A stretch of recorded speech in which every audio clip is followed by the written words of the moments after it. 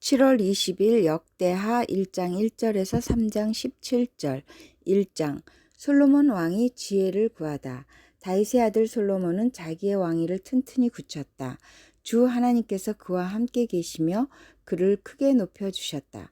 솔로몬은 온 이스라엘 곧 천부장과 백부장과 재판관들과 온 이스라엘의 지도자들과 각 가문의 족장들을 불렀다. 솔로몬은 온 회중을 데리고 기브온에 있는 산당으로 갔는데 거기에는 하나님의 회막 곧 주님의 종 모세가 강해에서 만든 회막이 있었다. 그러나 하나님의 궤는 다윗이 일찍이 예루살렘의 궤를 모실 장막을 치고 기럇 여아림에서 그리로 올려다 두었다. 다만 훌의 손자요 우리의 아들인 브살렐이 만든 놋제단은 기브온에 있는 주님의 성막 앞에 있었다. 그래서 솔로몬은 회중과 함께 그리로 나아간 것이다. 솔로몬은 거기 주님 앞, 곧 회막 앞에 있는 놋제단으로 올라가 번제물 1000마리를 바쳤다. 그날 밤 하나님께서 솔로몬에게 나타나셔서 내가 너에게 무엇을 주기를 바라느냐 나에게 구하여라 하고 말씀하셨다. 솔로몬이 하나님께 여쭈었다. 주님께서 나의 아버지 다윗에게 큰 은혜를 베푸셨고 또한 나로 하여금 아버지의 뒤를 이어 왕이 되게 하셨습니다. 주 하나님, 이제 나의 아버지 다윗에게 하신 말씀을 그대로 이루어 주십시오. 주님께서 나를 땅의 티끌같이 많은 백성의 왕으로 삼으셨으니 이제 지혜와 지식을 나에게 주셔서 이 백성을 인도하게 하여 주십시오. 이렇게 많은 주님의 백성을 누가 다스릴 수 있겠습니까? 하나님께서 솔로몬에게 말씀하셨다. 너의 소원이 그것이구나. 부와 재물과 영화를 달라고 하지 않고 너를 미워하는 자들의 목숨을 달라고 하지도 않고 오래 살도록 해달라고도 하지 않고 오직 내가 너를 왕으로 삼아 맡긴 내 백성을 다스릴 지혜와 지식을 달라고 하니 내가 지혜와 지식을 너에게 줄 뿐만 아니라 부와 재물과 영화도 주겠다. 이런 왕은 내 앞에도 없었고 내 뒤에도 다시 없을 것이다. 솔로몬의 부귀영화. 그런 다음에 솔로몬은 기브온 산당에 있는 회막에서 떠나 예루살렘으로 돌아와서 이스라엘을 다스렸다. 솔로몬이 병거와 기병을 모으니 병거가 1400대, 기병이 12,000명에 이르렀다.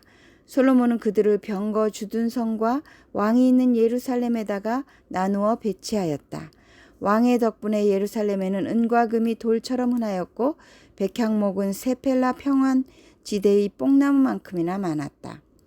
솔로몬은 말들을 이집트와 구해에서 수입하였는데 왕실 무역상들을 시켜 구해에서 사들였다.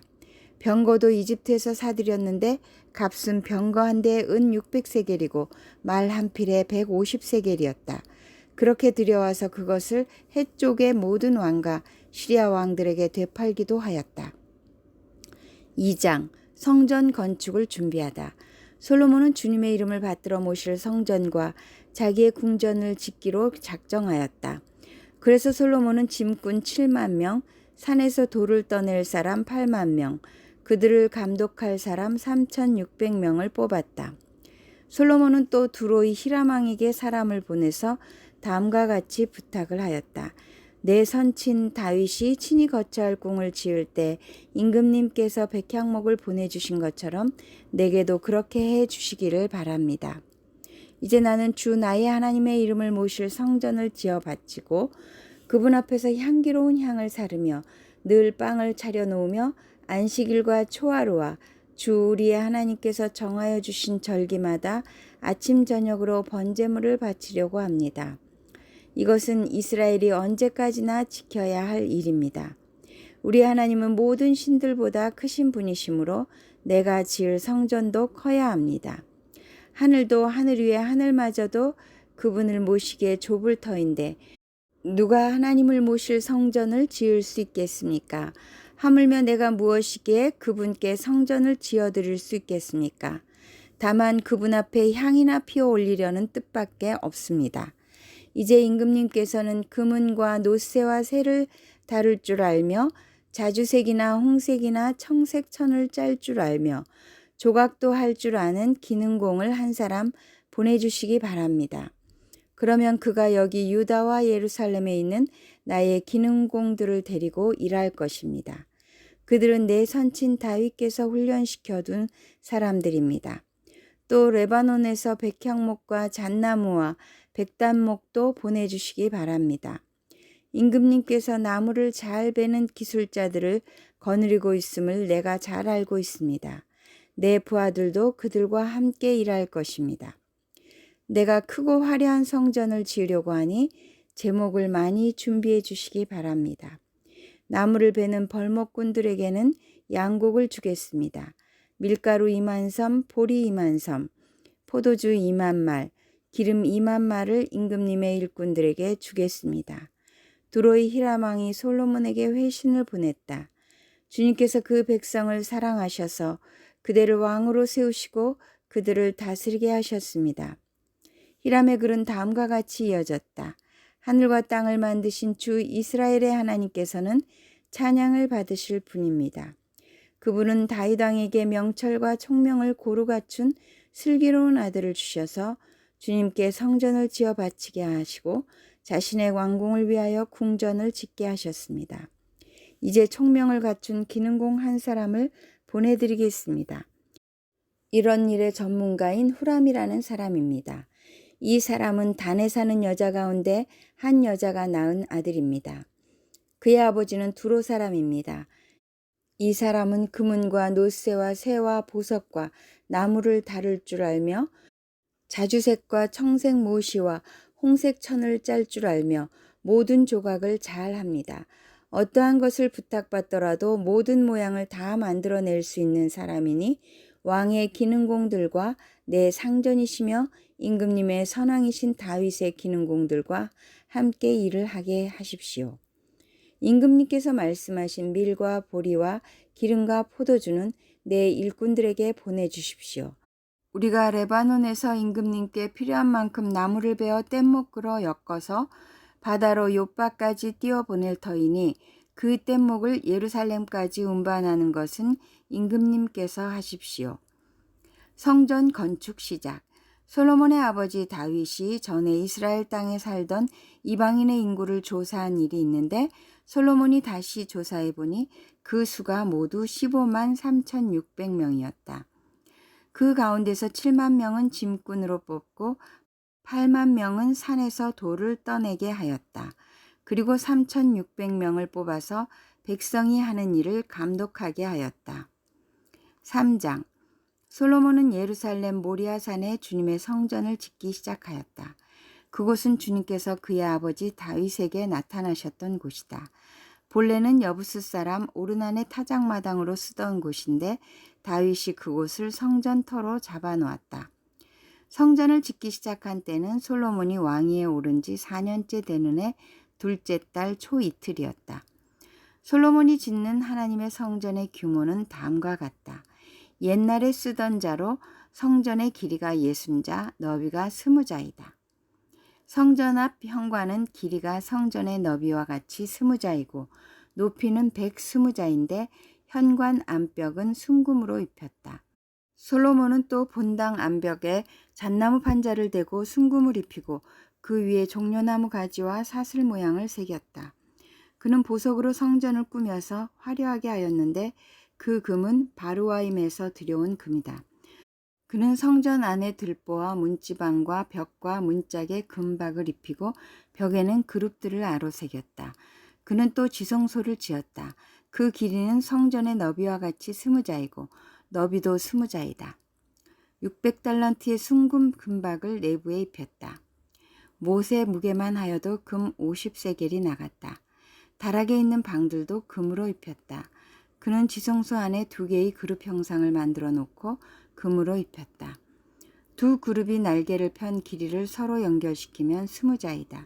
첫째 그룹의 한쪽 날개 길이는 5자인데 그 끝이 성전 벽에 닿고 다른 쪽 날개 역시 그 길이가 5자인데 그것은 다른 그룹의 날개에 닿았다.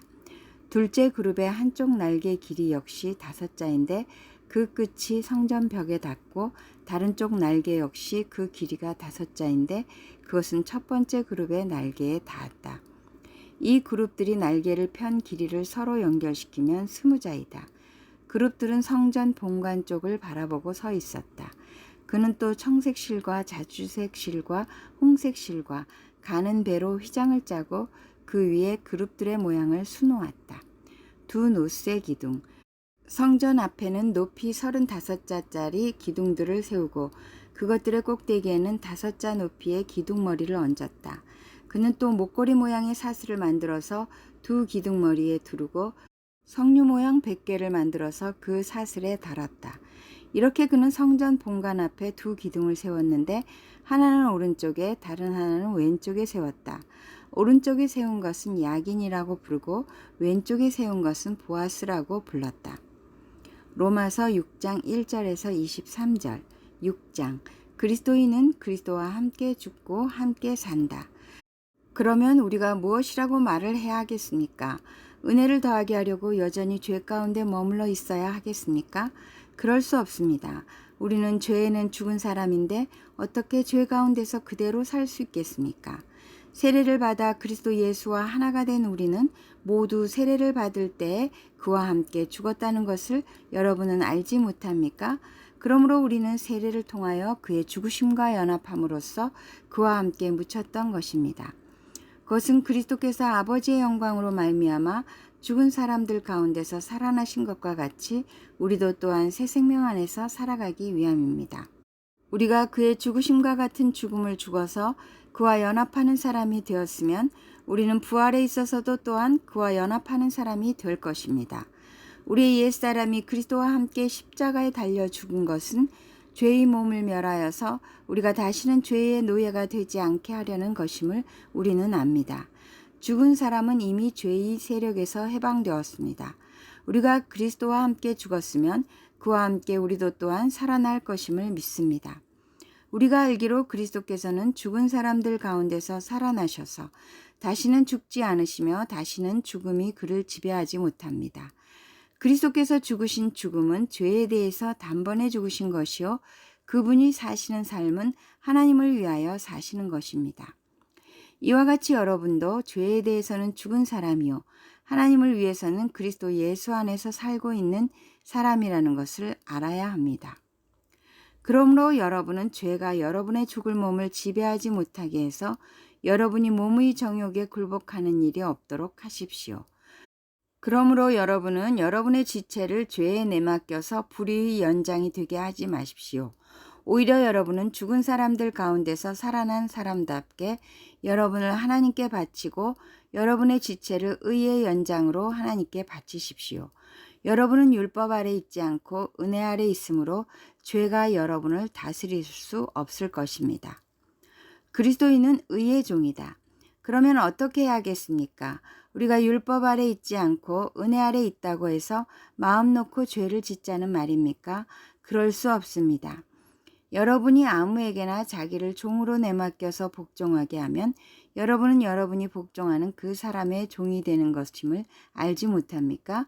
여러분은 죄의 종이 되어 죽음에 이르거나 아니면 순종의 종이 되어 의에 이르거나 하는 것입니다.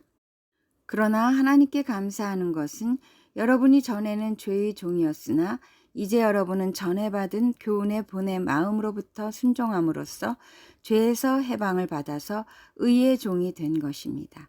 여러분의 이해력이 미약함으로 내가 사람의 방식으로 말하겠습니다.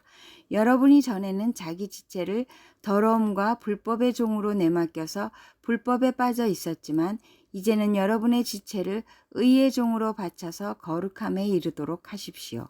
여러분이 죄의 종일 때에는 의에 얽매이지 않았습니다. 여러분은 그때 무슨 열매를 거두었습니까? 이제 와서 여러분이 그러한 생활을 부끄러워하지만은 그러한 생활의 마지막은 죽음입니다. 이제 여러분은 죄에서 해방을 받고 하나님의 종이 되어서 거룩함에 이르는 삶의 열매를 맺고 있습니다. 그 마지막은 영원한 생명입니다. 죄의 삭은 죽음이요 하나님의 선물은 우리 주 예수 그리스도 안에서 누리는 영원한 생명입니다. 시편 80편 8절에서 13절.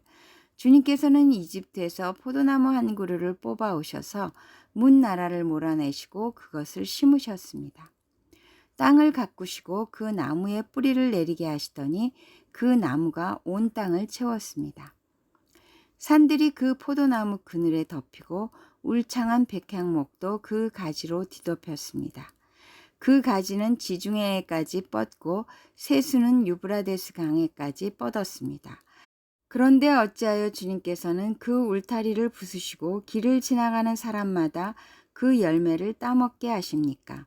멧돼지들이 숲에서 나와서 마구 먹고 들짐승들이 그것을 먹어 치우게 하십니까? 잠언 19장 20절에서 21절. 충고를 듣고 훈계를 받아들여라. 그리하면 마침내 지혜롭게 된다. 사람의 마음에 많은 계획이 있어도 성취되는 것은 오직 주님의 뜻뿐이다.